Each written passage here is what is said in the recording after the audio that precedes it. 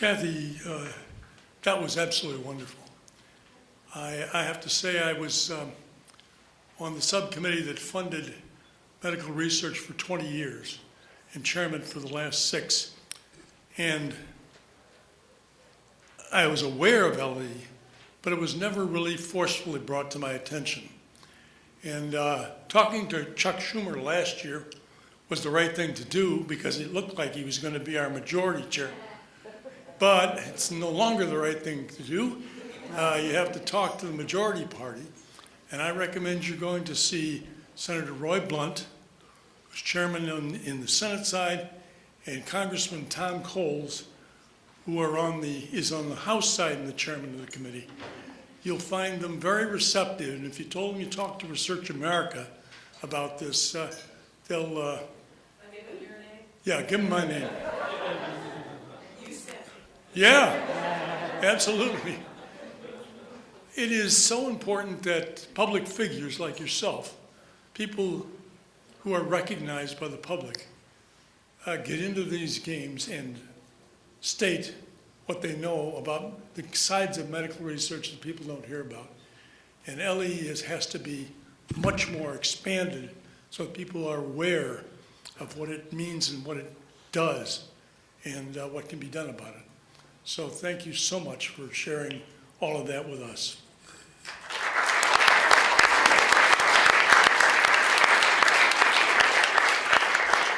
Now I want to keep you for 5 more minutes.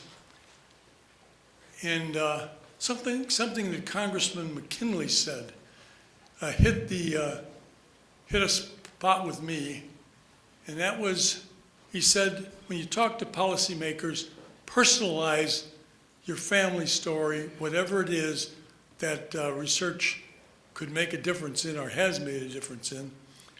And I want to share with you mine because I haven't shared it except very rarely.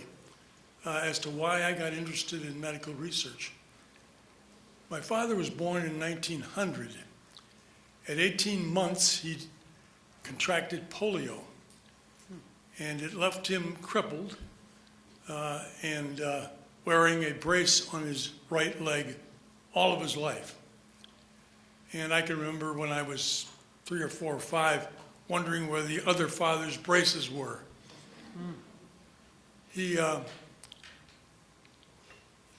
My grandmother said he has to earn his living with his mind, and although they were the family, my grandfather's family were tailors.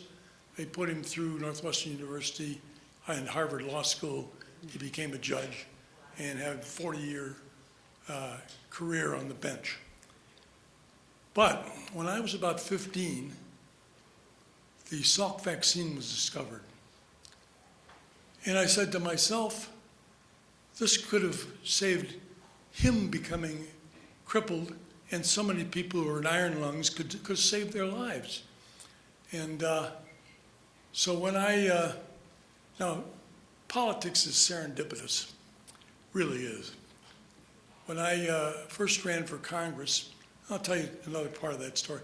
When I first ran for Congress, the Republicans, I'm a Republican, had redrawn the congressional districts and the legislative districts, and the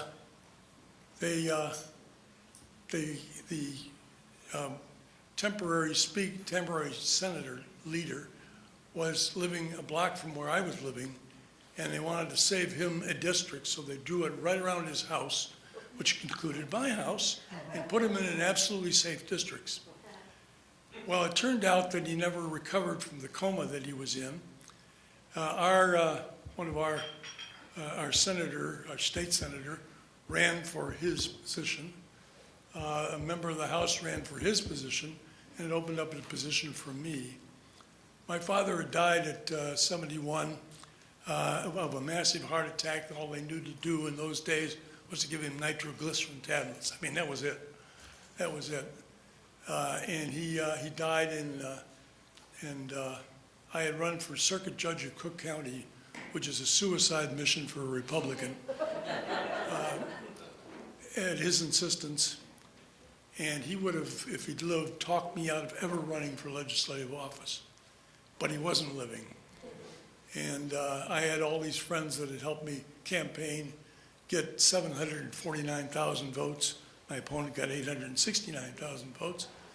And I thought, well, I'm going to run for the Illinois General Assembly. And after a big campaign, in fact, several, I got elected. I served 6 years down in Springfield. And then I decided to allow my constituents to decide whether they wanted me to practice law. I was a lawyer. Or they wanted me to be a legislator. Well, they first decided they wanted me to practice law. I gave them another chance.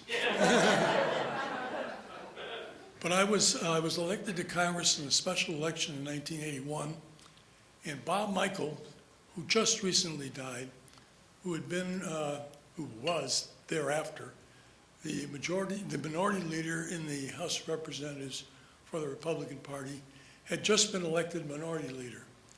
And I was the newest member of the Congress from Illinois, and he was the new leader of my party.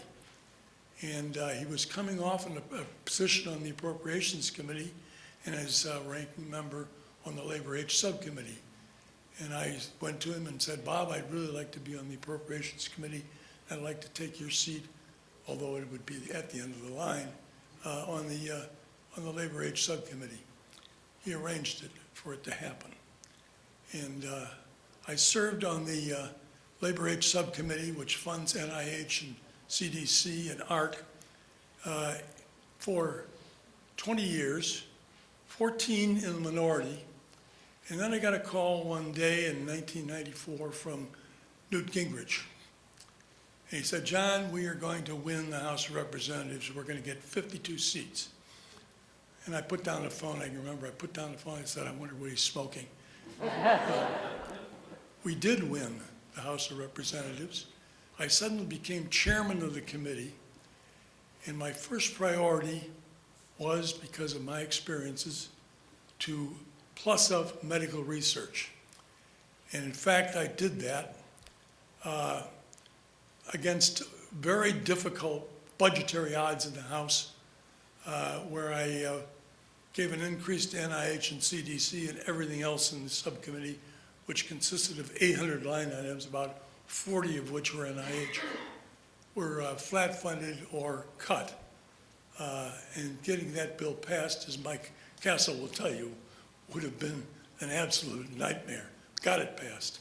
The Senate, of course, changed it, thank God, because it was a big mistake. There's so many important programs in that bill. But it allowed us then to look ahead, and as the economy improved, to think about doubling funding for medical research. And we did that. We doubled funding from $13.5 billion to $27 billion over a period of 5 years. And it was my highest priority. In fact, if you asked me if it was my only priority, I probably would have said, well, it's pretty close. But it built the base. Baselines are so important in appropriations. It built the base to $27 billion. Unfortunately, following the time, then I retired from Congress because my 6 years as chairman was up.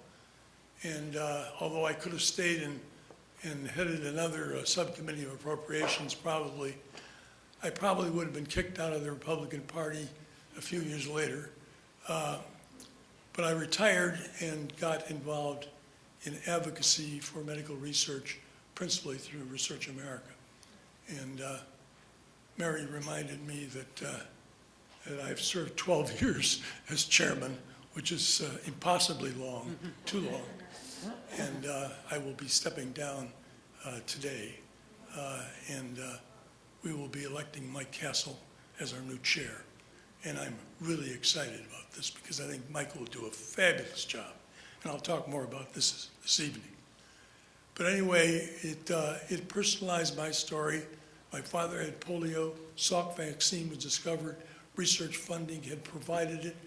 And if you have a story that, or if you're missing a story, let's say everybody's healthy in your family, please use mine. We really do need to reach policymakers with the stories that can tell them what a difference research funding and support for innovation can make in our society. So thank you all for being here. Thank you, Kathy Bates.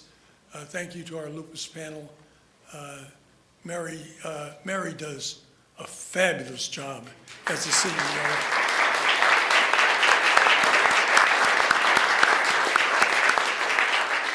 If you look back 21 years, right? 20 years? 21? More. Well, when you've been the CEO, you can see the progress that Research America has made and the difference that it has made on the Hill and in the lives of people in this country, really. And it's all due to that lady right there. She makes a huge difference. So with that, thank you all for allowing me that extra 7 or 8 minutes.